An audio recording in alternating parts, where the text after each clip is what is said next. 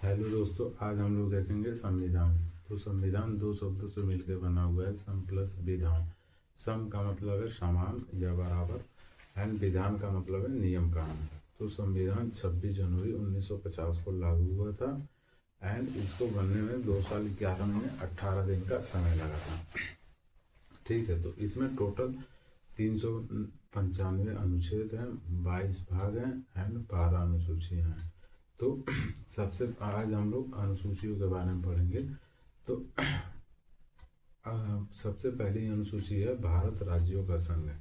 भारत राज्यों का संघ है, एंड इसमें 28 राज्य एंड 8 यूनियन टेरिटरी यानी कि केंद्र शासित प्रदेश हैं। उसके बाद अनुसूची दूसरे 2 में है कि वेतन, किसी भी मंत्री का कितना वेतन होगा उसका इसमें प्रावधान इसमें निर्धारित किया गया है, किसी भी मंत्री का कितना वेतन होगा। एंड अनुच्छेद 3 में है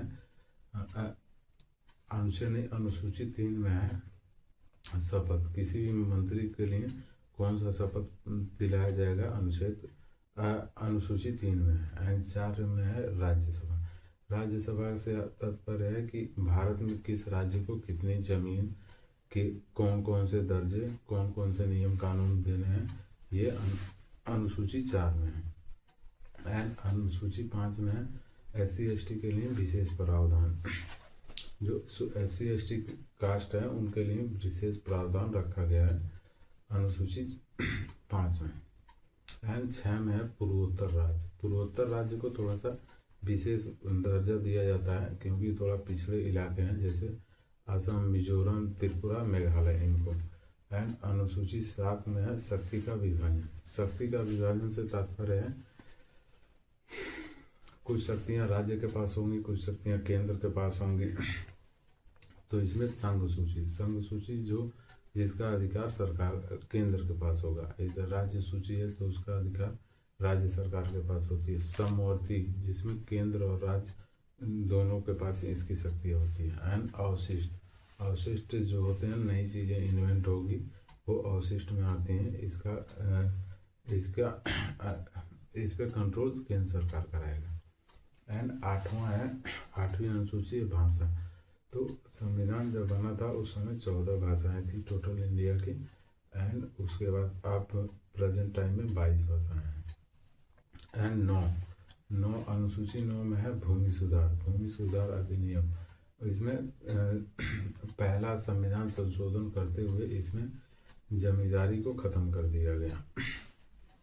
एंड 10 में दल बदल, कि कोई भी मंत्री चुनाव से पहले किसी भी पार्टी में जा सकता है, आ सकता है, चुनाव के बाद वो पार्टी चेंज नहीं कर सकता है।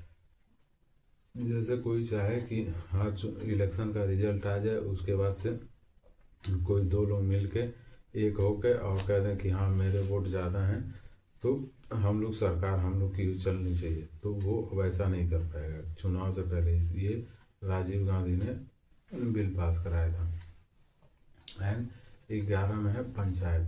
तो जैसे पहले राज्य सरकार है तो राज्य सरकार केंद्र सरकार, राज्य सरकार छोटे छोटे गाँवों को नहीं देख पाती थी, तो उसके लिए केंद्र वो पंचायत बनाए गए जो गाँव के निर्धारण, जो गाँव की समस्या है उसको उजागर करेंगे। फिर 12वीं अनुसूची है नगर पालिका में जो नगर हैं, जैसे छोटे कस्बा या शहर हैं, तो उन सबको नगर पालिका के अंदर लाया गया। ठीक है, तो ये हम लोग 12 अनुसूची देख लिए हैं। अब हम लोग देखते हैं भाग 22 भाग हैं। आज हम लोग देखेंगे भाग 1। तो भाग 1 है 1 से 4 तक। अब तो सबसे पहला भाग है कि अनुच्छेद 1 में कहता है कि अनुच्छेद 1 कहता है भारत राज्यों का संघ है, यानी भारत राज्यों का यूनियन। एंड अनुच्छेद 2 कहता है कि संसद किसी भी विदेशी राज्य को भारत में मिला सकती है। जैसे शुरुआत में 16 मई 1975 को सिक्किम को भारत में मिलाया गया। सिक्किम भारत का 22वां राज्य बना था 16 मई 1975 को। एंड अनुच्छेद 3 क्या कहता है, अनुच्छेद 3 में संसद किसी भी राज्य की सीमा को बढ़ा घटा सकती है या किसी भी नए राज्य का निर्माण कर सकती है। एंड अनुच्छेद 4 में कहता है जब संसद 2 व 3 अप्लाई करेगी तो इसमें राष्ट्रपति भी हस्तक्षेप नहीं करेंगे। धारा 368 इस पर अप्लाई नहीं करेगा। तो ये हम लोग भाग 1 देखे हैं। अब हम लोग देखते हैं भाग 2। भाग 2 में कहता है कि नागरिकता का कानून, ये 5 से लेकर 11 तक है। इसका नागरिकता का कानून ब्रिटेन के संविधान से लिया गया है। इसका सिद्धांत अरस्तू ने दिया था। तो इसमें सबसे पहला कानून है अनुच्छेद 5 है कि जन्म से नागरिकता, यानी कि जन्म के आधार पर जो लोग आए होंगे यहाँ पे इंडिया में होंगे उनको नागरिकता दिया जाएगा, या एक तरीके से कह सकते हैं जो 26 जनवरी 1950 से पहले यहाँ पे रहते हैं उन सबको नागरिकता दी जाएगी। एंड छठा कहता है पाकिस्तान से जो इंडिया आए लोग 19 जुलाई 1948 से पहले, 19 जुलाई 1948 से पहले जो पाकिस्तान से इंडिया आए उनको भी नागरिकता दिया जाएगा। अगर उसके बाद आते हैं तो उनको परमिट नियम का पालन करना पड़ेगा, उसके बाद नागरिकता दिया जाएगा।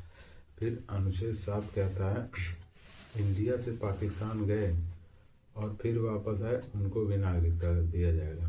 तो जैसे कुछ लोग होशियार ज़्यादा बन रहे थे, जिन्ना ने तारीफ कर दिया कि पाकिस्तान में ऐसा होगा वैसा होगा, तो वो लोग आज़ादी से पहले ही, यानी कि 1 मार्च 1947 से पहले ही वो लोग वहाँ पाकिस्तान जा चुके थे। तो जब उन लोगों को लगा कि हाँ जैसा वो बोल रहा था वैसा नहीं है, तो वो वापस आए, फिर उनके भी नागरिकता दिया गया। एंड अनुच्छेद 8 कहता है कि विदेश में घूमने गए, विदेश में पढ़ने गए या नौकरी करने गए किसी भी व्यक्ति की नागरिकता समाप्त नहीं की जा सकती है। एंड अनुच्छेद 9 कहता है जो भी व्यक्ति विदेशी नागरिकता ले लेगा उसकी नागरिकता समाप्त कर दी जाएगी। अनुच्छेद 10 कहता है कि किसी भी भारतीय व्यक्ति की नागरिकता समाप्त नहीं की जा सकती बशर्ते वो पागल ना हो, मेंटली डिस्टर्ब ना हो तब तक। एंड अनुच्छेद 11 कहता है कि नागरिकता का कानून संसद में गृह मंत्रालय के द्वारा पास किया जाएगा।